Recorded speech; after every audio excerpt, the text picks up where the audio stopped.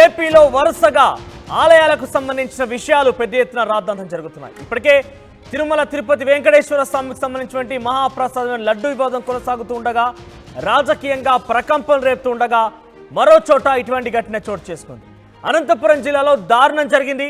రామాలయ రథానికి నిప్పు పెట్టారు గుర్తెని దుండగులు. వెంటనే మంటలను స్థానికులు ఆర్పివేశారు. ఆలోపుగానే సగానికి పైగా ఆ రథం కాలిపోయింది.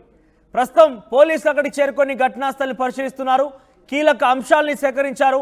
కేసు దర్యాప్తుని సుమారుగా 4 బృందాలుగా విడిపోయి ఈ కేసుకు సంబంధించి దర్యాప్తు కొనసాగిస్తున్నారు.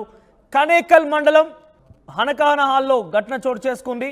ఇప్పటికే ఈ లడ్డు వివాదంతో రాజకీయ ప్రకంపనలు ఒకవైపు, మరో చోట అనంతపురం జిల్లాలో కనేకల్ మండలం హనకన హాల్లో ఈ ఘటన చోటు చేసుకునే నేపథ్యంలో ఒక్కసారిగా మరింతగా ఆంధ్రప్రదేశ్ రాజకీయాలు ఆలయాలకు సంబంధించిన ఇష్యూలపైన వేడెక్కాయి.